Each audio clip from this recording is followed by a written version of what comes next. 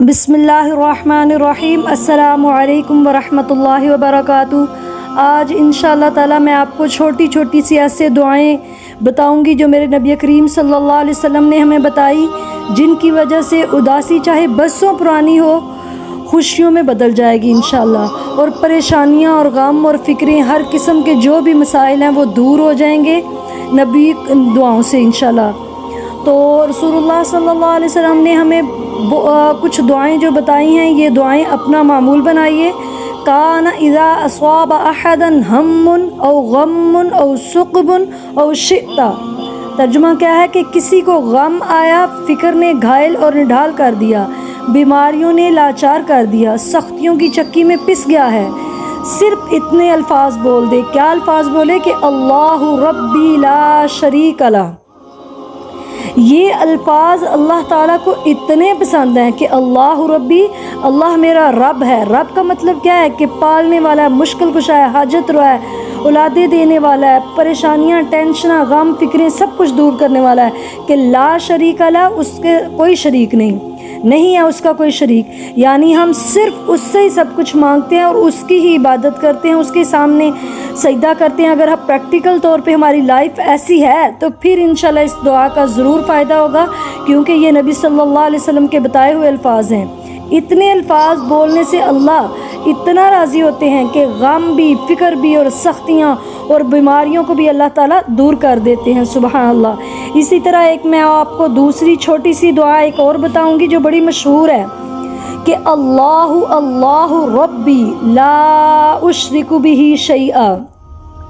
क्या मतलब, वही पीछे मिलती जुलती इसमें भी बात है कि अल्लाहु अल्लाहु रब्बी, अल्लाह जो है अल्लाह मेरा रब है, मेरा मुश्किल कुशा है, मुझे पालने वाला है, मेरी सारी मसले मसाइल, और मैं कदम कदम पे जो बेहतरीन तरीके से सांस ले रही हूँ सब कुछ। अब देखें कितने लोग होते हैं जो वेंटिलेटर पे हों और कितना मुश्किल होता है वो सांस मसनूई लेना, लेकिन हम शुक्र नहीं अदा कर सकते कि हम इतनी दफ़ा सांस लेते हैं तो अल्लाह के फ़ज़ल की वजह से आसानी से ले रहे हैं। तो आगे क्या है, ला उशरिकु बिही शैया, कि नहीं मैं शरीक ठहराती उसके साथ किसी भी चीज़ को। कि क्यों ये दुआ में इतनी तासीर क्यों है? क्योंकि अल्लाह ताला ने कुरान में फरमाया है कि इन्नल्लाह ला यग़फ़िरु अन युशरका बिही शैया, और दूसरी जगह पे कि इन्न शिर्क लज़ुल्मुन अज़ीम, कि शिर्क के बारे में अल्लाह ने फरमाया कि यह सबसे बड़ा जुल्म है। मेरे साथ जो शिर्क करेगा वो अपने ऊपर सबसे ज़्यादा बड़ा जुल्म करेगा। और दूसरी जगह पे फरमाया कि बेशक मैं हर गुनाह को माफ़ कर देता हूँ, लेकिन मुशरिक बंदे को, शिर्क करने वाले को मैं कभी माफ़ नहीं करूँगा, बशर्ते कि अगर वो तौबा ना कर ले मरने से पहले। तो ये दुआ जो मैंने अभी आपको बताई है कि अल्लाहु अल्लाहु रब्बी ला उशरिकु बिही शैया, ये दुआ जो शख्स पढ़ लेता है अल्लाह जुल जलाल वल इकराम उसके गमों को और परेशानियों को दूर कर देते हैं। और तीसरी दुआ मैं आपको बताती हूँ कि रसूलुल्लाह सल्लल्लाहु अलैहि वसल्लम ने फरमाया, जो वो पढ़ता है जो हज़रत ज़ुन्नून ने पढ़ी थी, यानी मछली वाले ने, इससे मुराद हज़रत यूनुस अलैहिस्सलातु वस्सलाम हैं, जो समंदर का अंधेरा अलग था, उधर रात का अंधेरा अलग था, और फिर क्या कहते हैं मछली के पेट का अंधेरा अलग था। तीन किस्म के अंधेरे थे, रात का अंधेरा, समंदर का अंधेरा, मछली के पेट का अंधेरा।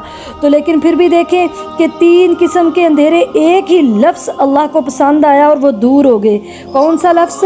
कि ला इलाहा इल्ला अंत सुब्हानका इन्नी कुन्तु मिनज़ ज़ालिमीन। कहते हैं कि अगर बंदा शिद्दत की तकलीफ़ में हो, उसे बड़ी परेशानियां, मुश्किलें हैं, कुछ भी है, उसके कोई भी मामलात ख़राब हो गए हैं, तो अगर वो ये कहे कि ला इलाहा इल्ला अंता, कि नहीं है कोई भी इबादत के लायक मगर तू ही, सुब्हानका तू पाक है, इन्नी कुन्तु बेशक मैं हूँ मिनज़ ज़ालिमीन अपने ऊपर जुल्म करने वाला।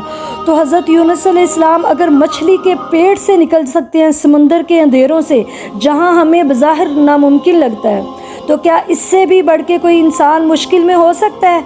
इससे बढ़ के भी कोई तकलीफ़ में है? इससे भी ज़्यादा किसी को आजमाइश आज तक आपने सुनी है कि समंदरों की गहराई में और रात के अंधेरों में और मछली के पेट के अंधेरों में?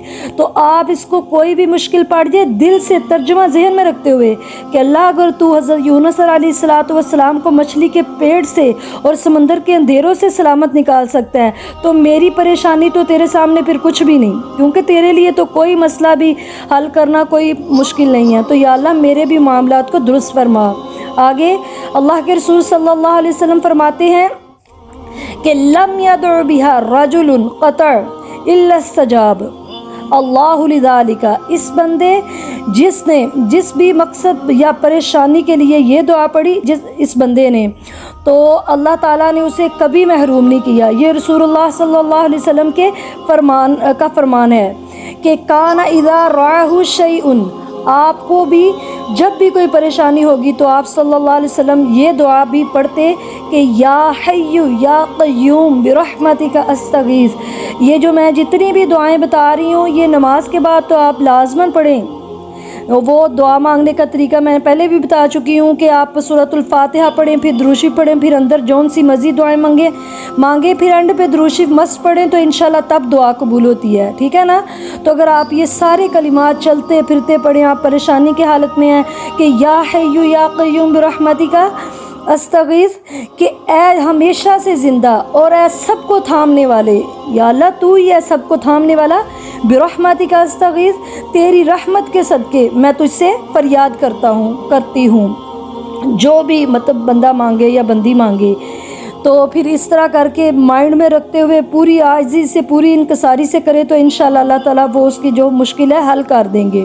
اور ایک خاص الخاص دعا جو اللہ تعالیٰ کے نبی کریم صلی اللہ علیہ وسلم لازماً پڑھا کرتے تھے، اور اس کا ترجمہ بھی آپ سمجھیں گے تو انشاءاللہ آپ کو سمجھ آ جائے گی کہ یہ کتنی ضروری دعا ہے کہ اللہم رحمتک ارجو فلا تکلنی الی نفسی طرفۃ عین فاصلح لی شأنی کلہ لا الہ الا انت۔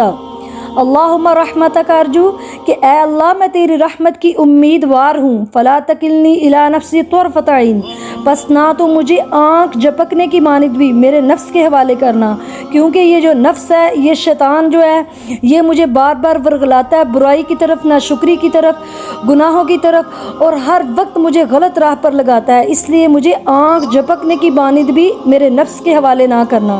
فاصلح لی، پس تو سنوار دے، لی میرے لیے، شأنی میرے حالات، کلہ سارے کے سارے، چاہے وہ میرے دنیاوی معاملات ہیں، میرے اولاد کے معاملات ہیں، میرے صحت کے معاملات ہیں، میرے دین کے معاملات ہیں، یا موت سے لے کے قبر، حشر اور پل صراط، ساری جو بھی میزان کی منزلیں ہیں ان سب میں میرے تمام معاملات میرے لیے آسان کر دے، میرے لیے سنوار دے، لا الہ الا انت، کیونکہ تیرے علاوہ کوئی بھی معاملات کو صحیح نہیں کر سکتا، کہ تو ہی عبادت کے لائق ہے، اس کے علاوہ کوئی عبادت کے لائق نہیں۔